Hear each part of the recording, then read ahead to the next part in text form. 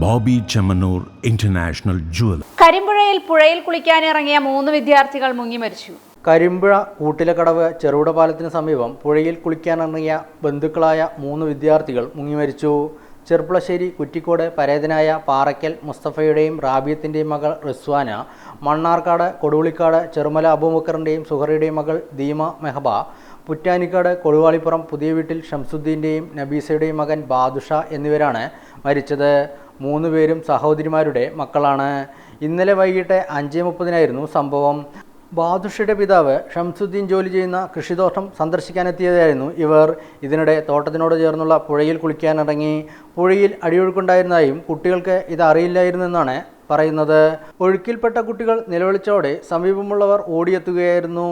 ഒപ്പമുണ്ടായിരുന്നവർ വിവരമറിയിച്ചതിനെ തുടർന്ന് സമീപത്തുണ്ടായിരുന്ന നാട്ടുകാരും trauma care വോളണ്ടിയർമാരും ചേർന്നാണ് 3 പേരെയും വെള്ളത്തിൽ നിന്ന് പുറത്തെടുത്ത് ആശുപത്രിയിൽ എത്തിച്ചത്. എന്നാൽ വൈകിട്ട് 6 മണിയോടെ റിസ്വാന മരിച്ചു. തുടർന്ന് 9 മണിയോടെ ദീമയും ചികിത്സയിലായിരുന്ന ബാദുഷ രാത്രി 12ഓടെയും മരണമടയുകയായിരുന്നു. ഇന്ന് നടന്ന സ്ഥലത്ത് പ്രാദേശികവാസികളൊന്നും കുളിക്കുന്ന സ്ഥലമല്ല. സ്വാഭാവികമായിട്ടും 500 മീറ്റർ മുകളിലും 500 മീറ്റർ താഴെയായിട്ടാണ് കുളിക്കടവുകളുള്ളത്. അവിടെയുള്ള സമീപ പ്രദേശത്തുള്ളവർക്ക് കുളിക്കുന്ന സ്ഥലമുണ്ട്. പക്ഷെ എങ്ങനെയാണ് ഈ കുട്ടികൾ അവിടെ എത്തി എന്നുള്ളത് അറിയില്ല. സ്വാഭാവികമായിട്ടും ഞങ്ങൾ അനുമാനിക്കുന്നത് ഒരു 500 മീറ്റർ മുകളിലുള്ള കടവിൽ അവർ ഇറങ്ങിയിട്ടുണ്ടായിരിക്കും. അവിടുന്ന് കുട്ടികൾ കളിച്ച് അല്ലെങ്കിൽ നീന്തി പുറത്ത് താഴേക്ക് വന്നിട്ടുണ്ടാവും. ആ താഴേക്ക് വരുന്ന സ്ഥലത്ത് ഒരുപാട് ആഴമുള്ള സ്ഥലമാണ്. അവിടെയാണ് കുട്ടികൾ അകപ്പെട്ടിട്ടുള്ളത്. പിന്നെ അവിടേക്ക് എത്തിപ്പെടാനുള്ള പ്രശ്നം വണ്ടികളെത്താത്ത സ്ഥലമാണ്.